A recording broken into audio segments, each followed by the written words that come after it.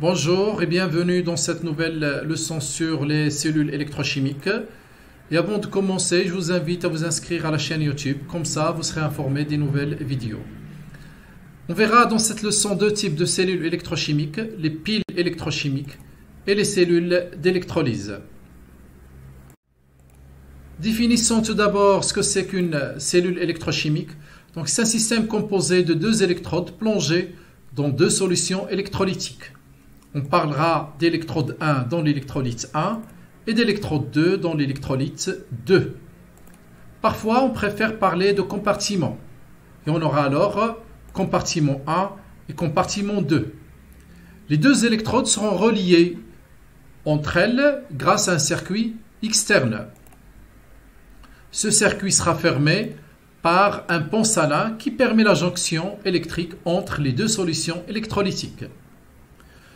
Une cellule électrochimique peut jouer le rôle soit d'un générateur, et on parlera de pile électrochimique si on relie les deux électrodes à une résistance, soit le rôle d'un récepteur, et on parlera de cellule électrolyse si on relie les deux électrodes à un générateur électrique. Étudions les piles électrochimiques et prenons l'exemple classique d'une pile Daniel. Donc une pile Daniel, c'est l'association entre deux compartiments qu'on appellera demi-piles. Une demi-pile du cuivre et une demi-pile de zinc que l'on va relier grâce à des fils électriques. Qu'est-ce qu'on va observer lors de son montage? Donc lorsqu'on ferme l'interrupteur K, on n'observe pas de courant électrique. Par contre, quand on introduit un pont salin entre les deux solutions électrolytiques, un courant électrique apparaît. Maintenant, mesurons la différence de potentiel grâce à un voltmètre entre les deux électrodes à circuit ouvert. On observe l'apparition d'une tension électrique qui indique que le potentiel du cuivre est supérieur à celui du zinc.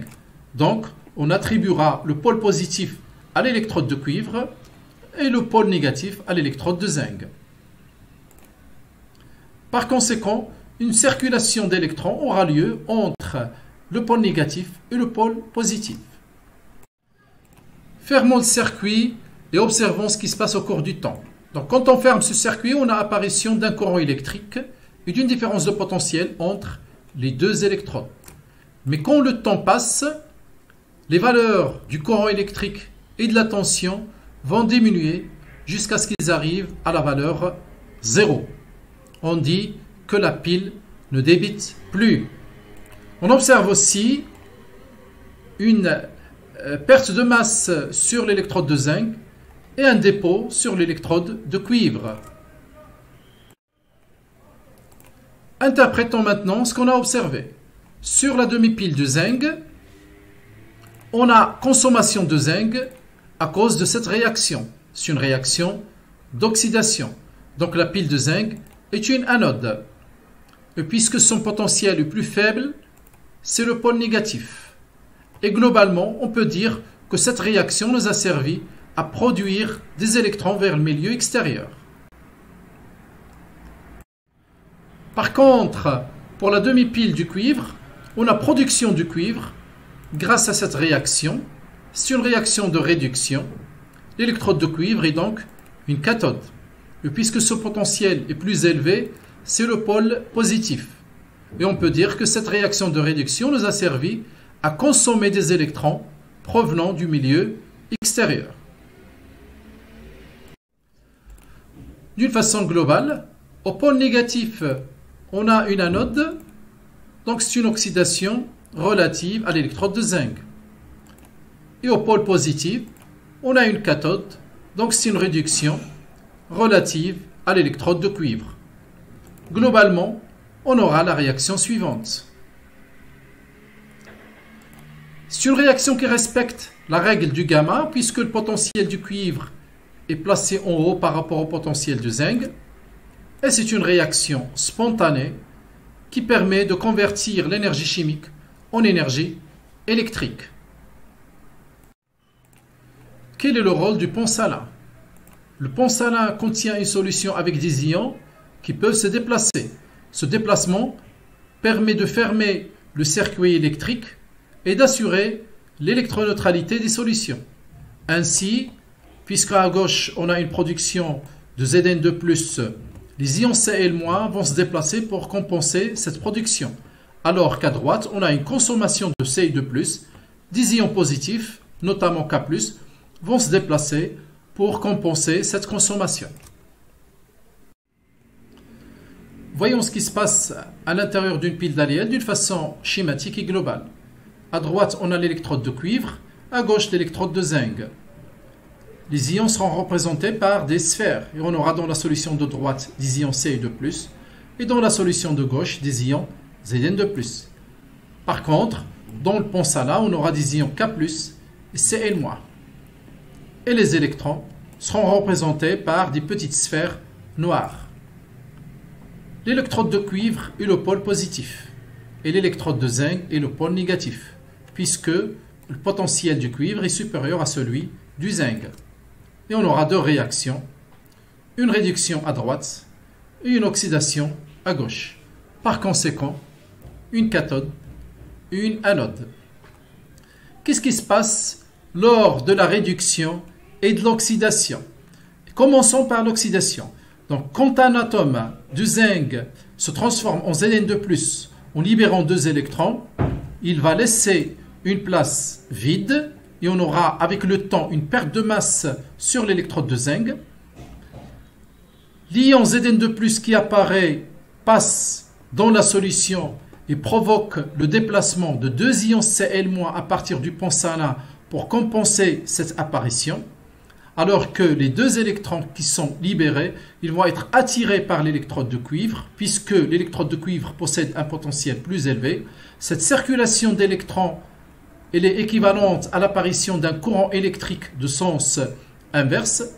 Quand les deux électrons apparaissent ou bien arrivent sur l'électrode de cuivre, un ion Ci2+ se déplace de l'intérieur de la solution pour réaliser la réaction de réduction. Cette réaction de réduction a lieu en même temps que la réaction d'oxydation à gauche. Cette réaction de réduction, lors de cette réaction de réduction, on aura disparition d'un ion Ci2+, qui se transforme en atome de cuivre. Cette disparition de l'ion Ci2+ va entraîner le déplacement de deux ions K+ à partir du pensala pour assurer l'électroneutralité de la solution et pour compenser cette disparition. Alors que l'apparition du cuivre va se faire sur l'électrode de cuivre. Et ainsi, avec le temps, on aura dépôt du cuivre sur l'électrode de cuivre. Suivons l'évolution des potentiels des deux électrodes et utilisons la relation de Nernst. À droite, on a le potentiel cathodique relatif à la réaction de réduction et à gauche, le potentiel anodique relatif à la réaction d'oxydation. Au départ, le potentiel cathodique est bien sûr supérieur au potentiel anodique. Mais au cours du temps, le potentiel cathodique va diminuer puisque la concentration des ions Cu2+ diminue à cause de cette réaction.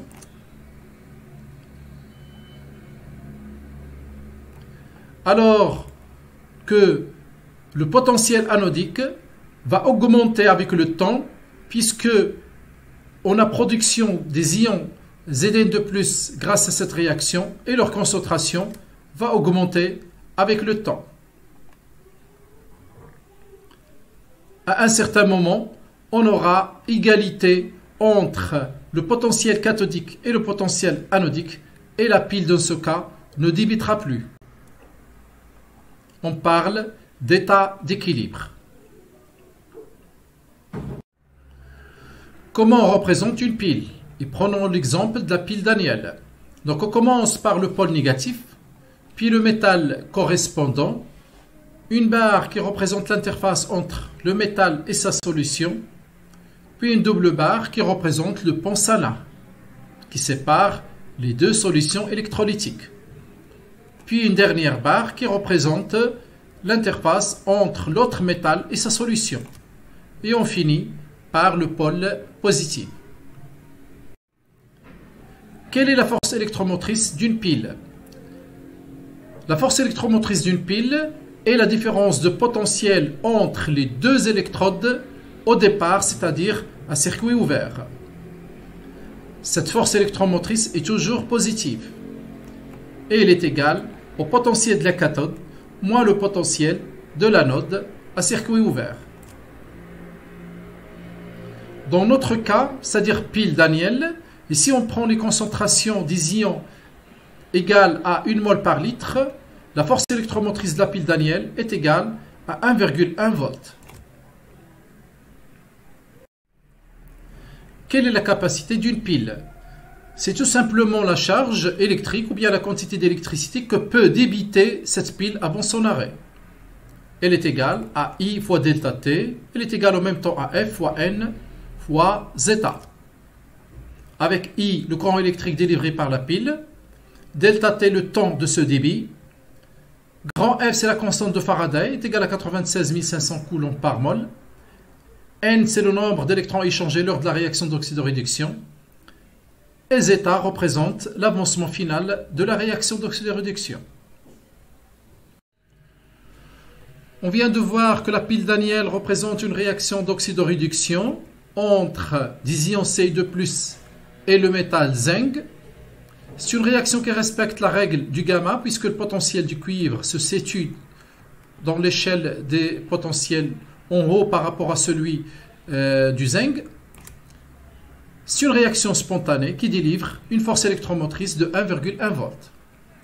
Maintenant, la question qui se pose, est-ce qu'il est possible de réaliser une réaction inverse, c'est-à-dire la réaction entre les ions Zn2+, et le cuivre métallique? Et la cellule électrochimique correspondante sera celle-là, avec inversion de rôle entre le cuivre et le zinc.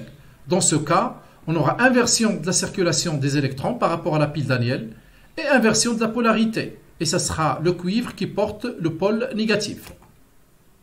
La réponse est oui. On peut réaliser cette réaction. Ça sera une réaction forcée et ça sera grâce à une énergie électrique apportée par un générateur électrique. Ce procédé est appelé électrolyse. Observons ce qui se passe lors de l'électrolyse.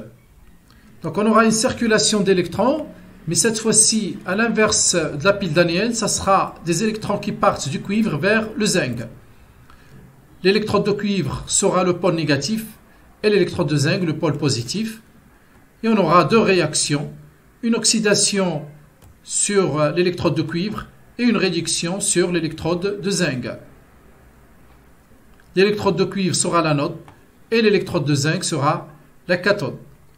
On observera une perte de masse sur l'électrode de cuivre et un dépôt sur l'électrode de zinc et on aura une réaction globale qui est l'inverse de la réaction de la pile Daniel. Mais quelle est la condition qui permet cette inversion de rôle entre le cuivre et le zinc et la réalisation ainsi d'une électrolyse? La condition est la suivante. Il faut que la tension générée par le générateur électrique soit supérieure à la force électromotrice que produirait la pile Daniel. C'est-à-dire, petit e doit être supérieur à la différence entre le potentiel du cuivre et celui du zinc. Voyons maintenant la loi de Faraday. Dans une cellule électrochimique, le nombre de moles d'un métal formé ou disparu par un courant électrique est stoichiométriquement équivalent au nombre de moles d'électrons échangés.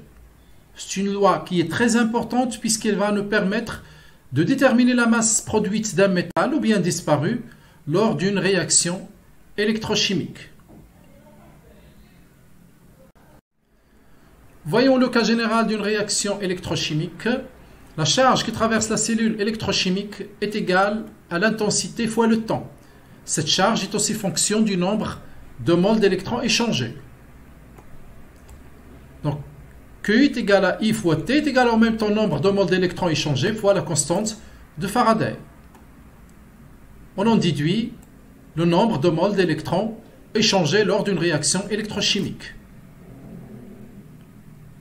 Ce nombre de moles d'électrons échangés est aussi lié au nombre de moles du métal M et sa charge Z. Et à partir de ces deux expressions, on peut écrire que le nombre de moles d'électrons échangés dans une réaction électrochimique est égal à l'intensité fois le temps sur la constante de Faraday est égal en même temps le nombre de moles du métal soit disparu ou bien produit lors de la réaction électrochimique fois la charge du métal. À partir de là, on tire que le nombre de moles N du métal est égal à I fois T sur la constante de Faraday fois la charge du métal Z. Parfois, on préfère travailler avec la masse et c'est plus pratique. Pour cela, la masse d'un métal disparu ou bien produit lors d'une réaction électrochimique est égale au courant dû à la réaction électrochimique fois le temps fois la masse molaire du métal sur la constante de Faraday fois Z qui représente la charge du métal. Cette leçon est maintenant terminée. Je vous remercie. À la prochaine vidéo.